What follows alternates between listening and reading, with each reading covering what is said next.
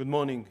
This past weekend, Hamas and Islamic Jihad cruelly released horrifying videos of our hostages, Eviatar David and Rom Broslavsky. The world witnessed their terrible condition, starved, tortured. Eviatar was forced to dig his own grave. The world saw the thick arm of the well-fed terrorist next to the starved and tortured Eviatar. On October 7th, and since then, Hamas has committed evil crimes like the Nazis and ISIS did. There are still 50 hostages cruelly being held in the dungeons of Gaza. Hamas and Islamic Jihad are using the starvation and torture of hostages as part of a deliberate and well-planned sadistic propaganda campaign. These organizations also planned the starvation campaign of lies together. The amount of aid entering proves that is a fake propaganda campaign. We see the dire condition of our starved hostages, yet they still have not seen representatives of the Red Cross, despite this being explicitly agreed upon. Hamas have also kidnapped civilians in the past, but it was done on a huge scale on October 7. But what is the meaning of this phenomenon? Terror states and organizations kidnap civilians in order to ensure their own survival and interests. Innocent civilians are inhumanely used as tools by terrorists to achieve their goals. In the case of Hamas, to force upon us their conditions, remaining in power in Gaza. This is a dangerous phenomenon that could happen tomorrow anywhere. The international community must make it not worthwhile for the terrorists. The world must put an end to the phenomena of kidnapping civilians. It must be front and center on the world stage. This is why I will head to New York tonight to participate in special UN Security Council session that I initiated, taking place tomorrow on the situation of the hostages. I thank the US and Panama for answering our call and helping convene this important and urgent meeting. That is why I reached out to my colleagues and asked them to urgently put the issues of the hostages at the center of the global agenda. I thank them for showing up and for raising their voice. This must not stop until the hostages are home, all of them. But I must say, the unbalanced and twisted anti-Israeli agenda of a huge part of the international media has once again been exposed. Just as there's no acknowledgement of Israel's humanitarian efforts in Gaza Strip, and Israel is doing a lot, the horrible images of the hostages were painfully missing from the front pages of the New York Times, the Washington Post, and most of the global media. It is shameful. We call for the immediate and unconditional release of all the hostages. Ladies and gentlemen, the international hypocrisy must be exposed. Certain countries and leaders try to create a symmetry between both sides, between hostages and murderers. But this is a distortion. There is no symmetry here. Let's see it. I pushed everybody to say first release of hostages and ceasefire. So we have to create a push. Mr. President, does that include Palestinian hostages as well? Yes. And there are thousands. All the hostages. Yes. All the hostages. Palestinians as well. On both sides. You heard what the president of France said. Hostages on both sides. But there aren't. On one side, you have hostages brutally kidnapped from their homes on October 7th, tortured and held in cruel captivity for almost 2 years by Hamas. On the other side, evil murderers serving life sentences. The simple truth, there are hostages on one side and terrorists on the other. The steps taken by countries like France, the UK, Canada, and others are a pure prize for terror. A huge gift for Hamas. I don't have to say it. Hamas is saying it. Let's see it. تاريخية كبيرة جدا. أول شيء إن هي أعادت القضية الفلسطينية. اليوم ليش كل الدول، أعطيني بس أقول لك مثل، ليش كل الدول أصبحت تعترف بفلسطين الآن؟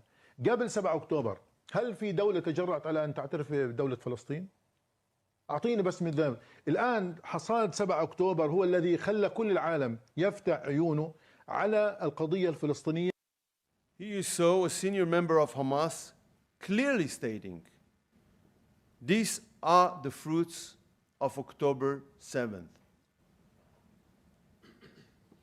These countries must understand the consequences of their actions. I warned on this very stage, some of you were here, that recognizing a virtual Palestinian state will lead to the assassination of the chances to reach a hostage deal and the ceasefire. This is exactly what happened. It's immoral, and it's also politically foolish. They claim that they seek the end of the war, but their actions directly prolonged it. These steps have only hardened Hamas' stance during critical days in the negotiations for a hostage deal and ceasefire, and rewarded them for their terror. It is a huge mistake. It is morally distorted. It is geopolitically foolish. It is time for this country to do some soul searching. If you cannot help, for God's sake, don't continue to cause damage to all the people living in our region.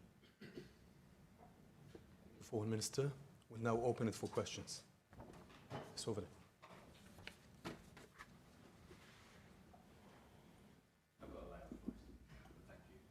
Thank you, Foreign Minister, and thank you for having us here today. There now seems to be a plan to expand the war, or an ambition to expand the war, and to release the hostages, all the hostages, at once through military means. Can you explain a little more how this will work? Dean Witkoff also saying that all the hostages will be released at once. How is that possible when there's been a failure to release them in small groups in the last few weeks? Thank you.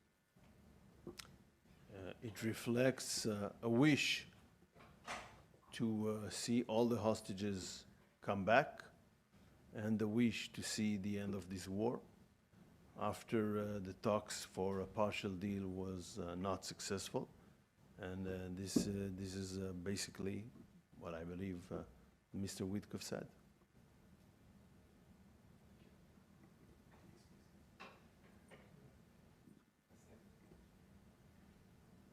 You can introduce yourself, please. Hi, sir. I'm Siddhant from WION. WION is India's international channel. My question to you is, India has been a victim of terrorism. Israel has been a victim of terrorism. How have you supported India in the aftermath of the Pahalgam terror attack? India has been a victim of cross-border terrorism. So if you can perhaps give your view on your support to India when it comes to dealing with cross-border terrorism. And my second question is, the India-Middle East-Europe corridor is an ambitious corridor. But where do you see the future of it, given the fact that the situation in this region remains very volatile? I didn't get the second question, but if to refer, this is a very good thing to ask one question, and then I can remember it and answer, and maybe afterwards asking a second question. But as far as I can recall, and I think I remember it quite well, when India was a few weeks ago a victim for a terror attack, I published a very clear statement on the issue. We condemn terrorists everywhere. Of course, when our Indian friends are hurted, but anywhere else, and I did it at real time.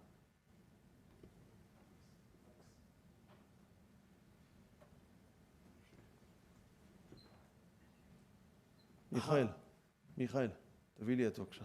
Hi, Alexander Cornwell from Reuters. Foreign Minister, in recent days, and to follow on from the initial question, American and Israeli officials have been quoted talking, Israeli officials about a comprehensive deal in Gaza, American officials about a US-Israeli plan for Gaza reconstruction that would essentially mean ending the war. Witkoff quoted as saying that Hamas is prepared to lay down its arms. What does this look like? I mean, we're almost 2 years into this war. What does this look like? And is anything different today? Has something changed in recent days compared to maybe a week, 2 weeks ago when a deal was not able to be reached? Thank you. Well, I believe that in Washington, D.C., they are investing thoughts about what we used to call the day after. And therefore, we will not give the conclusions of their thoughts. The Americans will do that in due time. But I believe you referred to that. We also discussed with the U.S. The humanitarian situation, and I believe that the U.S. is intent to enter massively to this issue, and we praise that. And again, we will let the U.S. announce its own decisions in due time.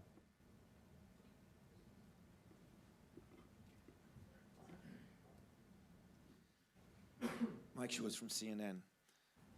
When public opinion polls in Israel would indicate that the majority of Israelis want an overall deal, the release of all the hostages and the end of the war, why is the government against this? We are not against it. We are for it.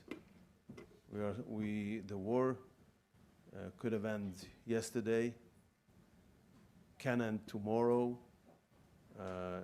We support that. The question is, under what conditions do you accept Hamas conditions to the end of this war or not?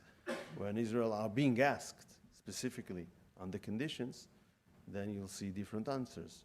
So, yes, we would like to have all our hostages back. We would like to see the end of this war. We always prefer to get there by diplomatic means, if possible. But of course, the big question is, what will be the conditions for the end of the war? And I'll give you a couple of conditions that is part of declarations of all the states. Hamas cannot have a role in the future of Gaza. Hamas must be demilitarized. All the hostages must come back. But until now, as you know, Hamas didn't agree to that, and it published a specific statement on that last Friday. So the question is not about ending the war. The question is under what conditions. Basically, we would like to do it, but we would like to do it under Hamas conditions.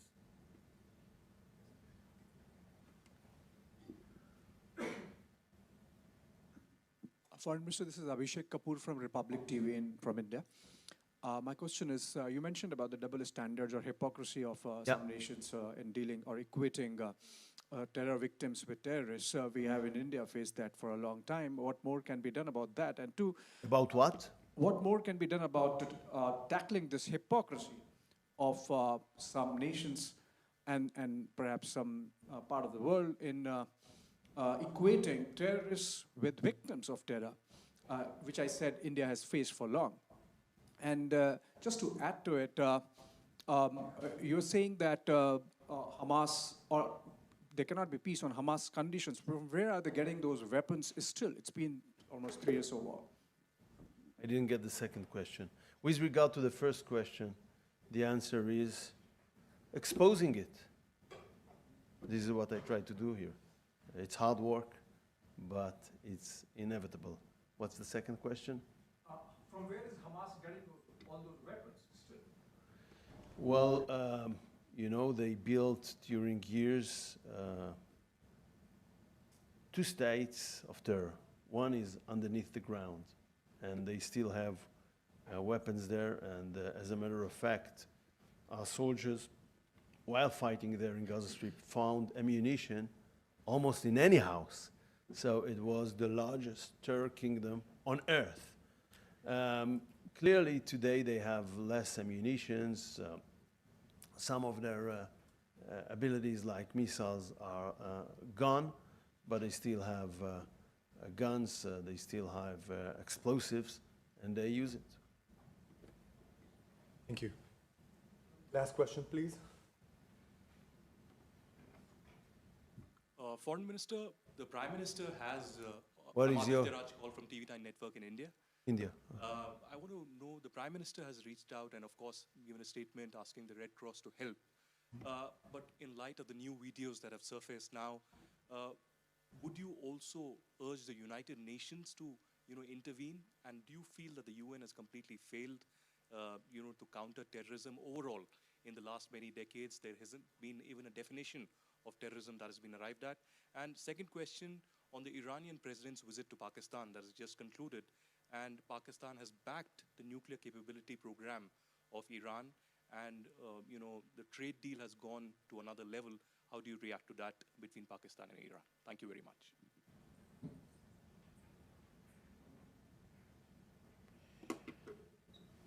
First of all, with regard to the Red Cross, it is very important to emphasize that visits and also medical treatments, medicines, included in the first hostage deal from November 2023. Hamas breached it. Hamas didn't implement. There was an effort by the Prime Minister to reach out and see what can be done, and I hope it will bring fruits. But it is clear that Hamas not only not consistent with human behavior, but also with its own commitments. Secondly, about the UN, I reached out to many of my colleagues, foreign ministers around the world, and I thank them that they published from Saturday until today a lot of statements on the issue of our hostages in a very clear way. But I hadn't saw any UN declaration about the hostages. Maybe I missed something, so I want to be careful. But to the extent I followed, I hadn't seen one. So that gives you a hint, or more than a hint, about where the UN is stand. I mean, it's totally unbalanced. It's totally unfair. Unfortunately, I must say that. And it's not a coincidence that their voice is not heard. With regard to the last questions, I'm not sure I've got all the information necessary now to answer it. Thank you. This press Thank you so much. is over. Thank you.